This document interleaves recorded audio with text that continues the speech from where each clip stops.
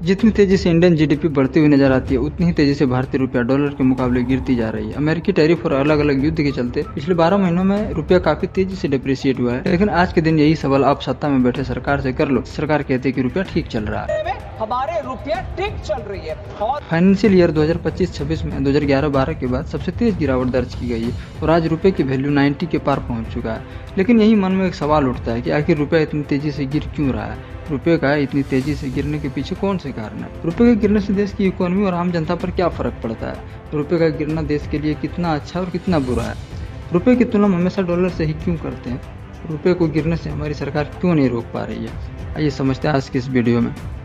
किसी भी देश की करेंसी गिरने के पीछे मेनली 3-4 कारण हो सकते हैं, जिनमें उस देश का trade deficit, foreign investment, crude oil पर डिपेंडेंसी, और अगर आप किसी दूसरे देश में अपना प्रोडक्ट एक्सपोर्ट करते हो और उस देश ने आपके देश पर टैरिफ लगा दिया हो तो इससे भी भारी नुकसान झेलना पड़ सकता है। ट्रेड डेफिसिट होता है क्या है? जब आप किसी देश से इंपोर्ट अधिक करते हैं और एक्सपोर्ट कम करते हैं तो उसको ट्रेड डेफिसिट कहते हैं। भारत का ट्रेड डेफिसिट कितना है? भारत ने अप्रैल 2025 से फरवरी 2026 तक $402.93 बिलियन का मर्चेंडाइज एक्सपोर्ट किया, लेकिन इसी सेम पीरियड के दौरान $713.53 बिलियन का मर्चेंडाइज इंपोर्ट भी किया, जिसकी वजह से भारत का ट्रेड डेफिसिट $310 बिलियन से भी अधिक का रहा। इसके पिछले साल 2024-25 के दौरान भारत ने $395.66 बिलियन का मर्चेंडाइज एक्सपोर्ट किया। इसी सेम पीरियड में $657.46 बिलियन का मर्चेंडाइज इंपोर्ट भी किया, जिसकी वजह से भारत का ट्रेड डेफिसिट पिछले वर्ष भी $261 बिलियन से भी अधिक का रहा।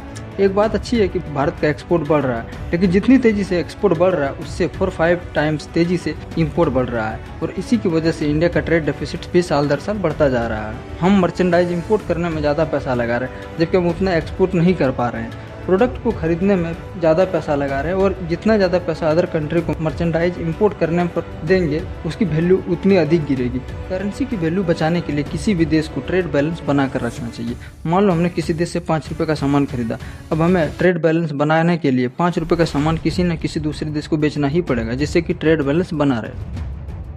फॉरेन इन्वेस्टर का इंडिया की इकोनॉमी में एक बड़ा रोल है। फाइनेंशियल ईयर 2024-25 में इंडिया में एफडीआई के थ्रू $81 बिलियन से भी अधिक का इन्वेस्टमेंट आया, और अप्रैल से नवंबर 2025 तक $64.7 बिलियन का इन्वेस्टमेंट आया। लेकिन फॉरेन इन्वेस्टर तभी आते हैं जब आपका मार्केट स्टेबल हो। अगर मार्केट में किसी भी प्रकार का अनस्टेबिलिटी आता है तो इन्वेस्टर पैसा डूबने के डर से निकालना शुरू कर देते हैं, और यही हुआ ईरान अमेरिका वॉर के दौरान। 28 फरवरी को वॉर स्टार्ट होने के बाद फॉरेन इन्वेस्टर ने $12 बिलियन से भी अधिक का इंडियन शेयर बेचे हैं, जो मार्च 2026 का सबसे बड़ा मंथली आउटफ्लो है। पिछले 12 महीनों में फॉरेन इन्वेस्टर द्वारा लगभग $19 बिलियन का स्टॉक सेल किया गया। इंडिया यूएसए का एक बड़ा ट्रेड पार्टनर है। इंडिया ने 2024 में $77 बिलियन से भी अधिक का मर्चेंडाइज यूएस को एक्सपोर्ट किया। हालांकि 2025 में यह बढ़कर $86 बिलियन से भी अधिक का होगा। इसका एक बड़ा कारण इंडिया यूएसए ट्रेड डील हो सकता है, लेकिन यूएस टैरिफ के बाद मई 2025 से सितंबर 2025 तक भारत द्वारा अमेरिका को होने वाले एक्सपोर्ट में 37% तक की गिरावट दर्ज की गई है। इस 4 महीनों में करीब $8.8 बिलियन का ट्रेड $5.5 बिलियन का रह गया। टैरिफ की वजह से भारत से अमेरिका जाने वाले 60% सामानों पर असर हुआ है, जिनमें टेक्सटाइल, डायमंड, ज्वेलरी और सी फूड जैसे प्रोडक्ट शामिल है। और टैरिफ की वजह से रुपये में भी गिरावट देखी गई। इसके अलावा इंडिया पाकिस्तान वॉर के टाइम भी रुपये डिप्रिशिएट हुआ है। भारत दुनिया का तीसरा सबसे बड़ा ऑयल कंज्यूमिंग कंट्री है। भारत में प्रतिदिन 55 लाख बैरल तेल की खपत होती है। भारत में हर महीने लगभग 189 million cubic metre natural gas की खपत होती है, जिसमें से 97.5 मिलियन क्यूबिक मीटर भारत में ही उत्पादन किया जाता है। भारत में प्रतिदिन लगभग 85,000 मीट्रिक टन एलपीजी गैस की खपत होती है, जिसमें से 60% एलपीजी भारत दूसरे देशों से इंपोर्ट करता है। आज के समय में पूरे देश का सिस्टम ऑयल पर डिपेंडेंट है, और अभी अमेरिका ईरान वॉर के चलते ऑयल का सप्लाई कम हो गया है, जिसके चलते ऑयल का प्राइस काफ़ी बढ़ गया है। अभी 28 फरवरी को जब वॉर स्टार्ट हुआ तब क्रूड ऑयल की कीमत लगभग $70 के आसपास था, लेकिन आज क्रूड ऑयल की कीमत $90 को क्रॉस कर चुका।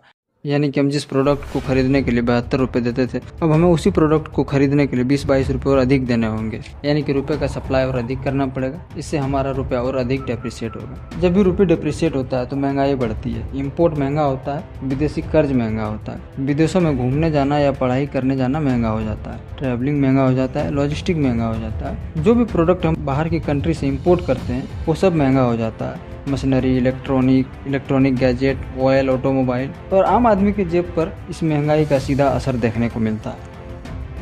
कुछ लोग बोलते हैं कि रुपए का गिरना देश के लिए अच्छा है। ये बात बिल्कुल सही है कि रुपए का गिरना देश के लिए अच्छी बात है, लेकिन हर देश के लिए यह अच्छा नहीं हो सकता, क्योंकि भारत अपनी जरूरत का सभी सामान लगभग इंपोर्ट करता है और भारत जितना मर्चेंडाइज अदर कंट्री को एक्सपोर्ट करता है उससे कहीं ज़्यादा इंपोर्ट करता है। और जब आप किसी देश से इंपोर्ट करते हैं तब आप हमेशा यही चाहेंगे कि हमारी करेंसी जिस देश से हम इंपोर्ट करते हैं उसकी करेंसी से वैल्यूएबल रहे, जिससे कि हमें खरीदने में सस्ता पड़े। और जो देश ज़्यादा एक्सपोर्ट करता है वो चाहेगा कि हमारी करेंसी की वैल्यू कम रहे, जिससे कि हम जिस भी देश को अपना प्रोडक्ट बेचे तो उसे सस्ता पड़े। लेकिन ये भारत के लिए सही नहीं है, क्योंकि भारत एक इम्पोर्टिंग कंट्री है, इसलिए अगर हमारा रुपया गिरता है तो हमारे लिए नुकसान है। एक सवाल जो हमेशा मन में आता है कि हम रुपए की तुलना हमेशा डॉलर में ही क्यों करते हैं, पूरी दुनिया में डॉलर की ही मोनोपोली क्यों है। इसके पीछे का रीजन है कि डॉलर पर लोग अन्य करेंसी की तुलना में अधिक विश्वास करते हैं। डॉलर को दुनिया का सबसे स्टेबल और सिक्योर करेंसी माना जाता है और सेकेंड वर्ल्ड वॉर के बाद 1944 में ब्रेटन वुड्स समझौता हुआ था।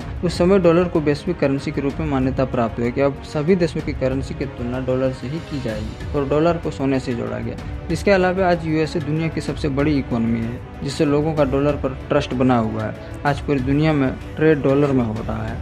दुनिया भर के सेंट्रल बैंकों में फॉरेन एक्सचेंज रिजर्व डॉलर को रखना प्रेफर करते हैं। जब रुपया डॉलर के मुकाबले 95 तक पहुंच गया तब आरबीआई ने रुपये को स्थिर करने के लिए अपने विदेशी मुद्रा भंडार से डॉलर को बेचना शुरू किया, जिससे कि रुपये की वैल्यू बढ़ा सके, जिससे रुपया स्थिर हो। इसके अलावा आरबीआई इंटरेस्ट रेट बढ़ा सकती है, जिससे फॉरेन इन्वेस्टर को इन्वेस्ट करने के लिए आकर्षित कर सके और जो प्रोडक्ट हमें जरूरी नहीं लगे उसकी इम्पोर्ट को कम करने के लिए या खत्म करने के लिए सरकार को इम्पोर्ट ड्यूटी लगानी चाहिए, जैसे गोल्ड, सिल्वर, इलेक्ट्रॉनिक, जिससे कि कुछ समय तक इन प्रोडक्ट का इम्पोर्ट कम हो जाए या बंद हो जाए, जिससे कि रुपये को थोड़ी मजबूती मिले।